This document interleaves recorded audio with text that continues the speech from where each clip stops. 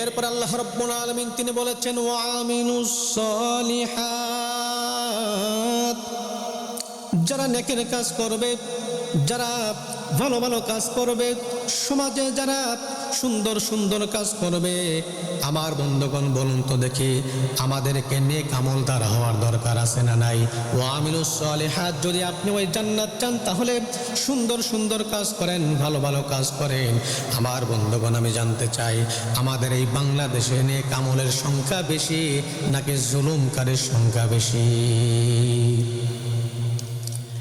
আমার ভাইয়েরা, জুলুমকারীর সংখ্যা আমার বাংলাদেশে সব থেকে বেশি। আপনি কি কারণে জুলুম করেন? একজনের উপর জুলুম আর নির্যাতন কেমনে করেন, কি কারণে করেন? আমার বন্ধুগণ, আপনি একজনের জায়গা জমি জোর করে দখল করে খান।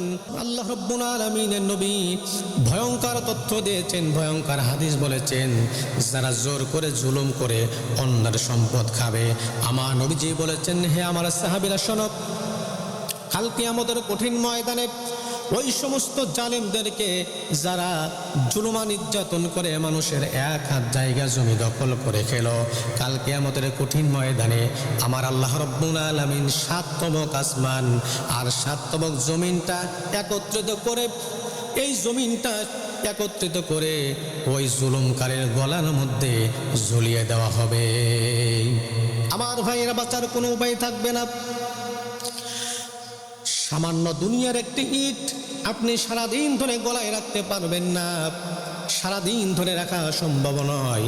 আমার বন্ধুগণ, তাহলে ৭ তবক আসমান আর জমিন আপনার গলার মধ্যে ঝুলাই দেওয়া হবে কেন? আপনি অন্যায়ভাবে অন্য মানুষের এক হাত জায়গা জমি দখল করে খাওয়ার কারণে, ঠিক কিনা বলেন? আমার আল্লাহ রাব্বুল আলামিন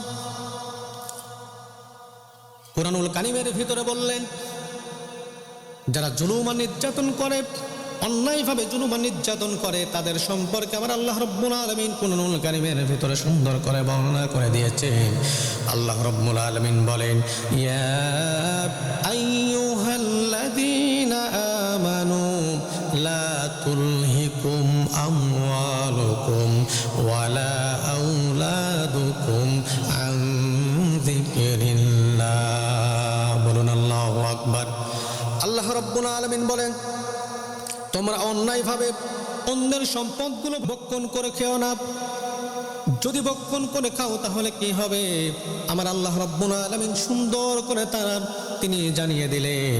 আল্লাহ রাব্বুল আলামিন বলেন, ওয়া মাইয়াফআল যালিকা উদওয়ানাও ওয়া যুলমান ফাসাউফা নুসলিহি নারা।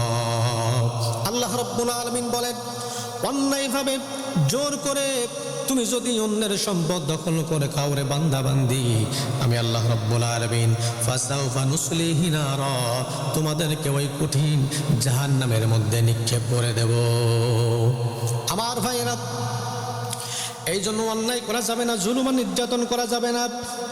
এখানেই শেষ নয়, আল্লাহ নবী বলেছেন, কাল কিয়ামতের কঠিন ময়দানে 2 শ্রেণীর মানুষের বিরুদ্ধে আল্লাহ নিজেই মামলা দায়ের করবেন।